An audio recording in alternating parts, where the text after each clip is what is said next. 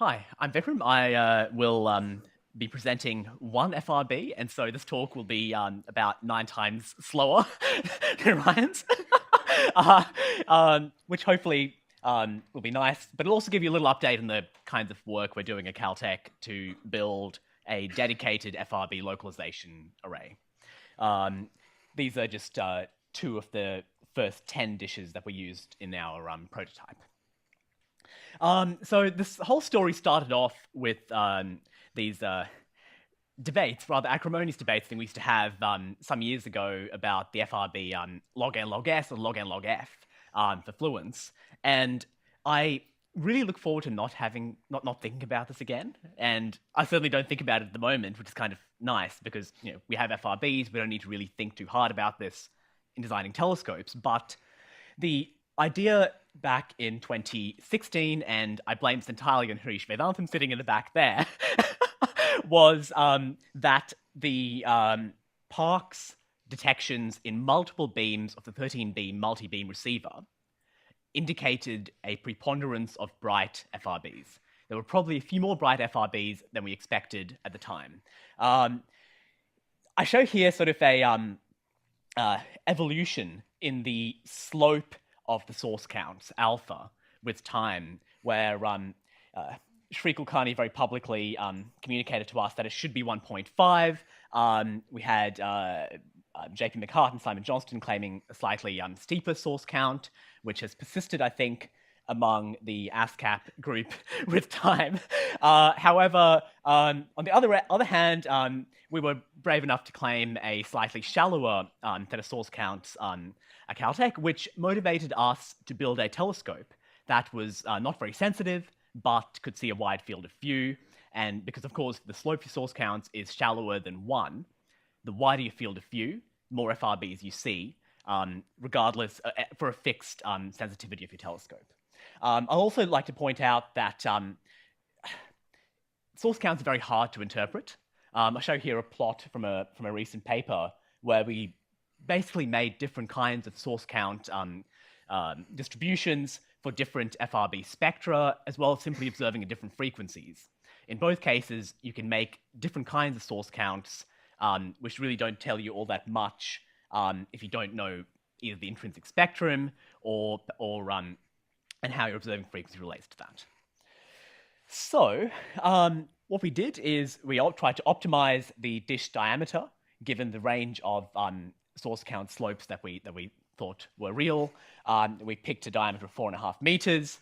What we found that we could design was something with a sensitivity, search sensitivity of about 6,200 Jansky, which is a little worse than 3 times as bad as a single ASCAP dish. We're very brave. Our frequency range was about 250 megahertz at L-band.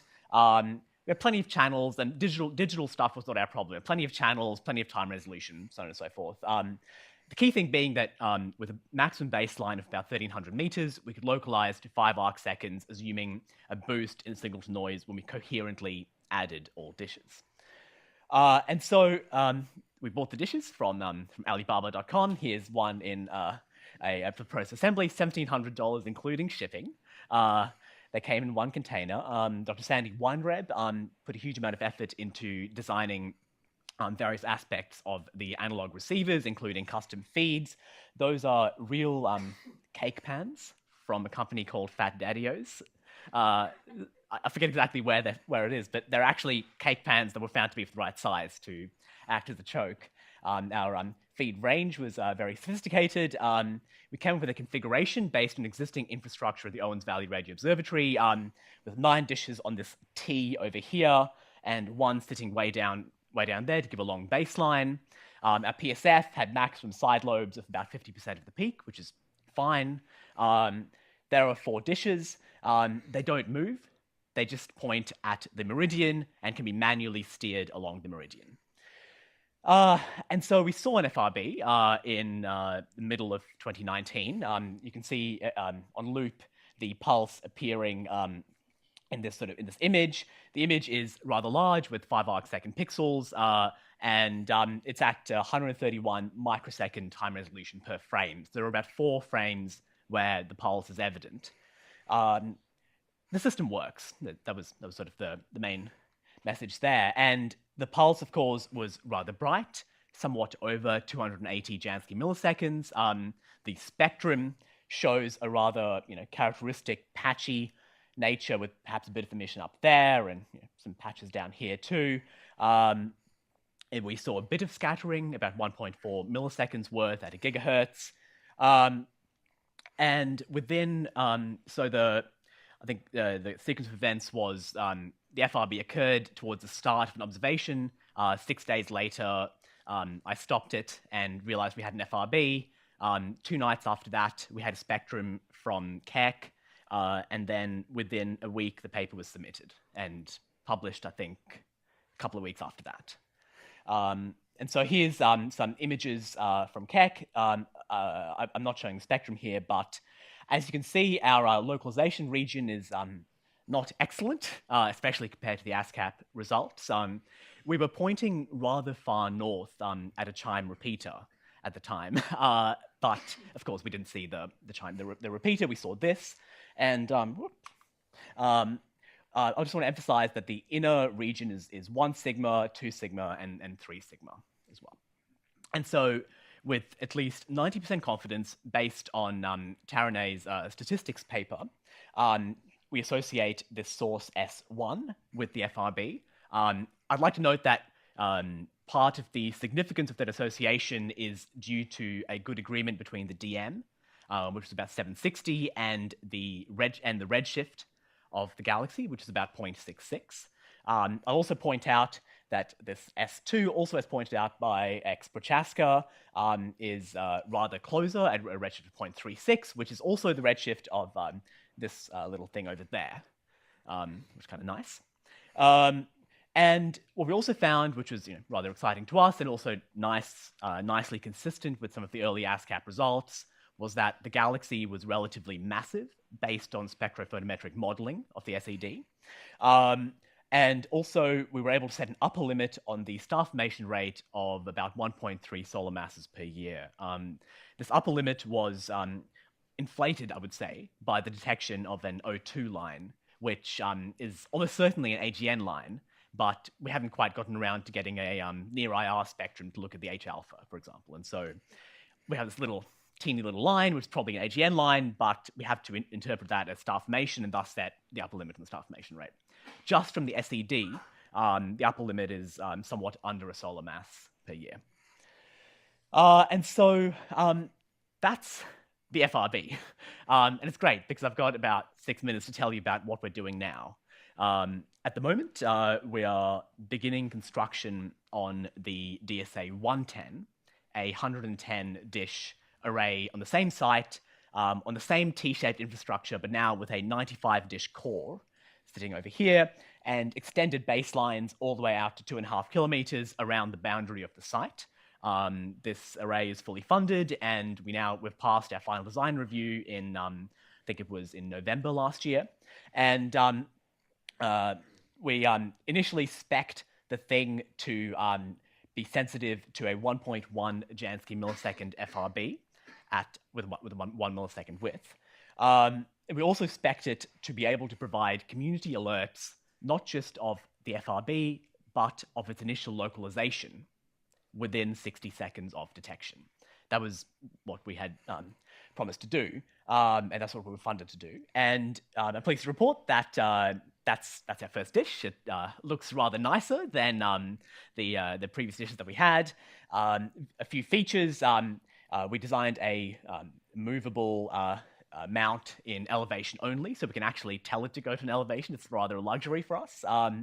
And we have transparent feed legs, a slightly more compact feed, but most importantly, a custom-designed LNA with a lab noise temperature of 6 Kelvin, which gives us a system temperature of somewhat under 25 Kelvin and a measured aperture efficiency of above 65%, which beats the spec that we had per dish by a factor of 1.5.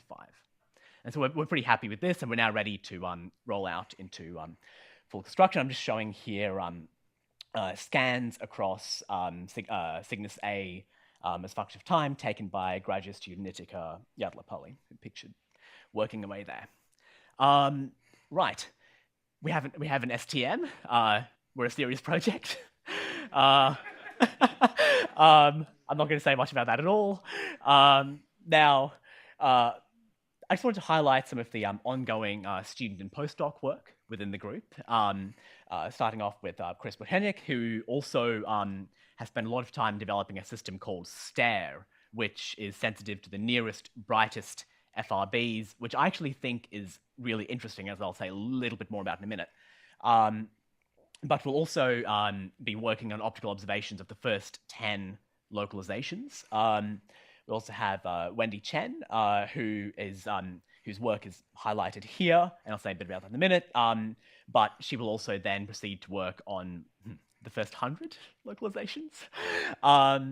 Nitika Yadlapalli has been putting in a lot of hard work in characterizing the antenna, but will move on to looking at various things like multi-wavelength counterparts, and also following up any repeaters that we see. And finally, Dana Simard, a time domain fellow in astronomy, has been putting in a huge amount of work to develop the calibration and interferometric correlation of the antennas, and we'll hope to use that for various kinds of ancillary science, but we'll also look at the scattering of the FRBs that we detect, applying expertise that she has. And I just want to highlight this work by Wendy Chen, where in preparation for having these really rapid alerts that we expect to have, we thought a little bit about the multi-wavelength immediate afterglows of FRBs, and just had some fun putting together different surveys of rapid events. I mean, of course, gamma ray burst surveys are sensitive to rapid events,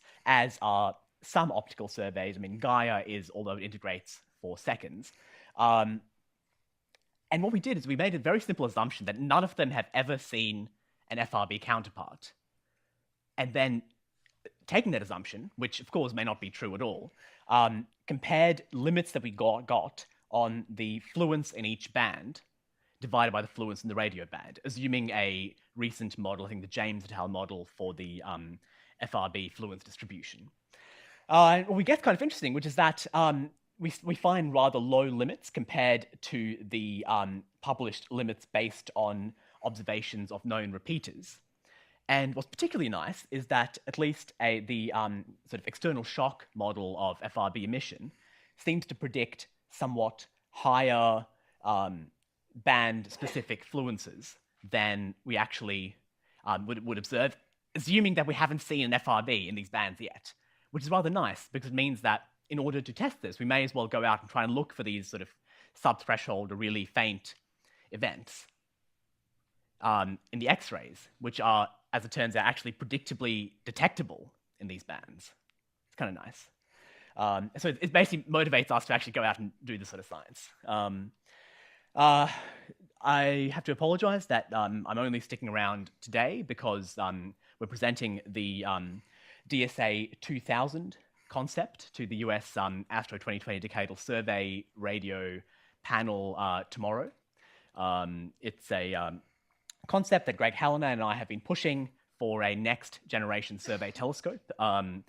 This will, among other things, do FRBs. That's pretty much all I need to say about this. 2,000 5-meter dishes with a sensitivity almost that of the SKA-1 mid, but with a 10 times higher survey speed. And so finally, a few wise words, hopefully wise words. Starting off, I think that it's fairly, it's becoming evident at least, that various observed properties of FRBs, such as the volumetric rate, such as the very fact that we can observe them, their fluences and their durations, the fluences, of course, relating to energetics, seem to indicate at least persistent, likely neutron star, that's at least my, my view, progenitors, often in relatively clean environments. I would say that this hypothesis is consistent with the localizations reported to date. I put this third point in small because it's kind of like it's not really saying all that much. I mean, of course, if both young and old stellar populations are implicated, then possibly we have different progenitor channels. And the steps forward that I think are, at least the ways I would go in this field, are one, I really do think that getting at the nearest and most but sort of pushing down the luminosity function, really getting at the nearest FRBs gives us a significant opportunity to study progenitor environments. So, for example, as the CHIME collaboration pointed out, this 22 megaparsec galaxy sitting smack in the middle of one of the CHIME localization regions, if that FRB comes from there, I mean, we could get less than 0.1 parsec resolution of this thing. It's pretty amazing with VLBI. Of course, I think the localizations are great. And I do think, and I apologize for putting this in the oddballs column. I'm not yet convinced that it is an oddball or not, but I think that the oddballs are really interesting, at least for the field. I mean, they give us something to talk about, right? And given that we've spent a long time talking about, a few oddballs, I think they really allow us to gain sort of really excellent insight. Even if they may not be representative, they give us a really, opportunity to have various ideas coming into the field. Thanks.